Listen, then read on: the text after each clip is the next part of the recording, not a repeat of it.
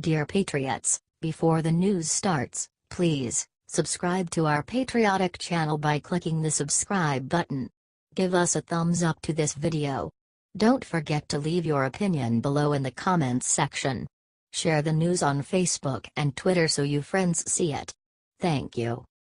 MSNBC declares that Donna Brazile is lying about Hillary's connection to DNC. To promote her new book, former DNC chair Donna Brazile exposed the truth of how Hillary rigged the primaries. I at last found the document that described it all, the joint fundraising agreement between the DNC, the Hillary Victory Fund, and Hillary for America. The agreement, signed by Amy Dacey, the former CEO of the DNC, and Robby Mook with a copy to Marc Elias, specified that in exchange for raising money and investing in the DNC, Hillary would control the party's finances, strategy, and all the money raised, writes Brazile. Her campaign had the right of refusal of who would be the party communications director, and it would make final decisions on all of the other staff. The DNC also was required to consult with the campaign about all other staffing, budgeting, data, analytics, and mailings, said Brazile. However, while even CNN's Jake Tapper and Elizabeth Warren were able to admit that Hillary rigged the primaries, MSNBC tried to argue that former DNC chair Donna Brazile is lying. Are you saying that Donna Brazile is lying when she said that Hillary Clinton demanded control over who did communications, that Hillary Clinton demanded control over how the money was spent? Asked MSNBC anchor Katie Durr. I think if she's implying that that took place during the primary, absolutely. Did we have control of the party during the general? Absolutely, and that's what happens when you take control of your party, said guest and former Hillary Communications Director Adrienne Elrod.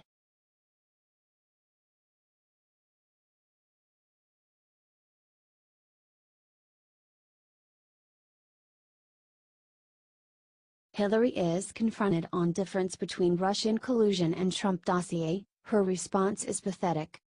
Hillary Clinton went on to The Daily Show with Trevor Noah and explained what she thinks is the difference between the Russian dossier she funded against Trump, and colluding with the Russians. Even during the show, with a host willing to do anything to help her, Hillary still looked like an idiot. She started by saying that of course there's a difference, and that the dossier was merely opposition research. It was research that was started by a Republican donor during the primary, and then when Trump got the nomination for the Republican Party, the people doing it came to my campaign lawyer and said, "Would you like us to continue it?" said Hillary. So this thing didn't come out until after the election and it's still being evaluated. But the fact of the FBI investigation into the Trump campaign and Russia should have come out, she said. She went on to point fingers at President Trump for playing politics after the NYC terrorist attack. Well, it's so disappointing, Trevor. Because, you know, I was a senator from New York on September 11. I was with President Obama through a lot of difficult decisions as his Secretary of State.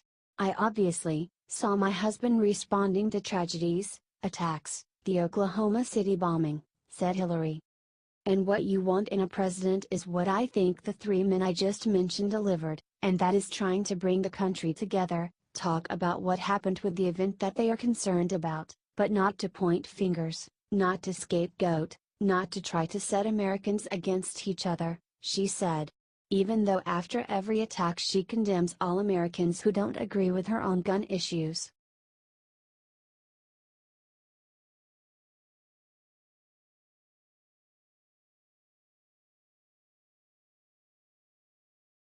Terrorist who ran over protesters in Charlottesville arrested, here's why he did it. A 20-year-old Ohio man was accused of driving a car into a crowd of protesters at the rally between white supremacists and Antifa. They killed a 32-year-old woman and injured 19 other people. His name is James Alex Fields Jr., 20, and he was booked into the Charlottesville Regional Jail, according to Fox News.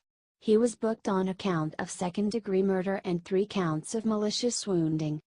According to the Washington Post, the 2010 Dodge Challenger involved in the wreck was registered to the same man.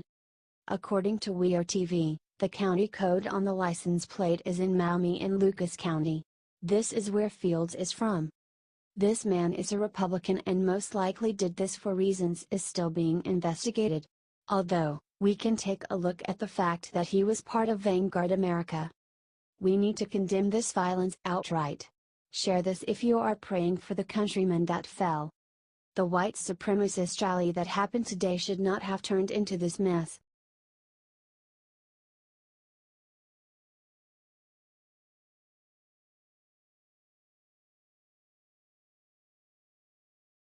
What Melania Trump just said about the hate and violence in Charlottesville will bring tears to your eyes.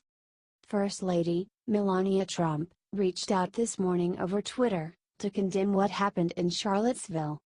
Clearly, this husband and wife are mourning the terrible thing that happened today in Charlottesville, Virginia. There is no place for this kind of violent behavior, and hate, in America. If we are to survive as a country, we must unite. After all, we are the United States of America. H.T. The Hill.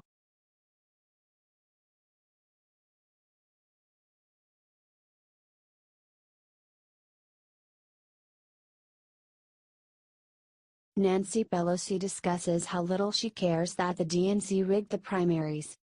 Nancy Pelosi tried to shrug off the new evidence that Hillary Clinton rigged the Democratic primaries.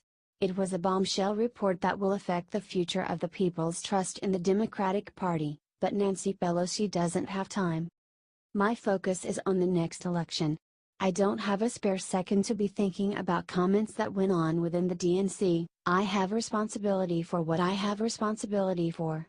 I don't have any interest in what I don't have any responsibility for when it comes to other campaigns, said Pelosi. Could Pelosi be just as involved as Hillary? The DNC has a lot to do with the next election, so it seems strange that she wouldn't care that it is a corrupt criminal enterprise. I at last found the document that described it all, the joint fundraising agreement between the DNC, the Hillary Victory Fund, and Hillary for America, wrote Brazile in an excerpt of her upcoming book. The agreement, signed by Amy Dacey, the former CEO of the DNC, and Robby Mook with a copy to Marc Elias, specified that in exchange for raising money and investing in the DNC, Hillary would control the party's finances, strategy, and all the money raised. Her campaign had the right of refusal of who would be the party communications director, and it would make final decisions on all of the other staff. The DNC also was required to consult with the campaign about all other staffing, budgeting, data, analytics, and mailings, wrote Brazile.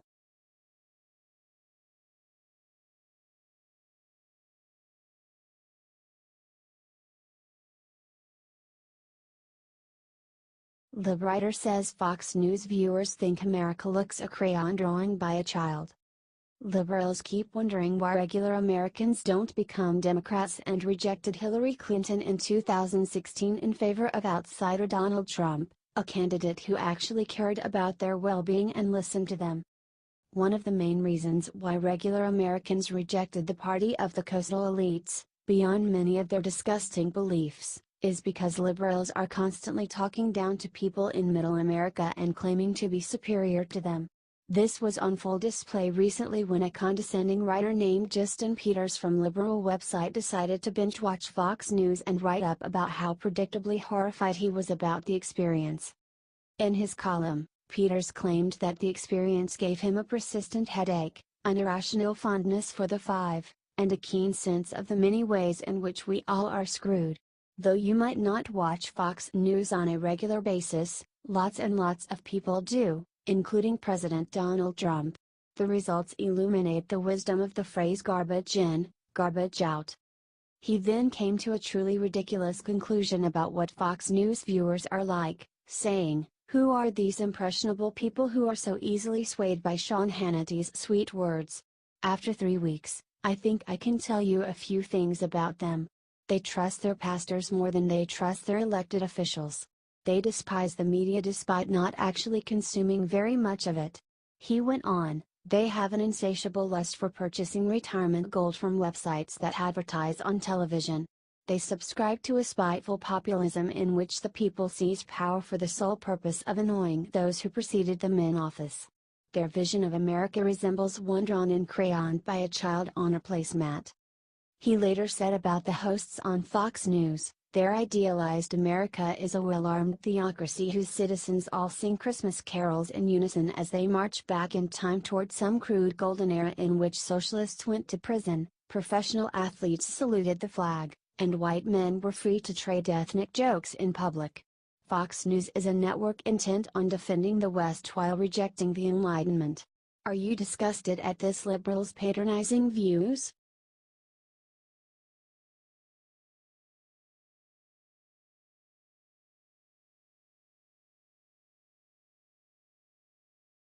Just look at Wolf Blitzer's face as analyst talks about how much Trump helped the economy. CNN rarely says anything kind about Trump. While the economy has been soaring, they focus on ways to call him a racist or misspellings on Twitter. However, one CNN business correspondent, Richard Quest, went rogue and complimented Trump on the economy. And you have to see the look on Wolf Blitzer's face when he did it. They started by discussing the jobs report that revealed that the unemployment rate is the lowest percentage that it's been in over 17 years. "Is this the Trump effect?" asked Wolf Blitzer. In a word, yes. You've got to give Donald Trump and the administration credit because they've created an element of confidence that built on the work that President Obama left behind, and that is all about the tax reform package, deregulation, the policies he is putting in place and promises to put in place, said Quest. Then come the stingers. It would be mealy-mouthed of anyone to deny a definite effect. You can give credit to Donald Trump for so much so far. It's in the back of many of the policies, said Quest. Are you shocked that CNN would actually give President Trump credit for something,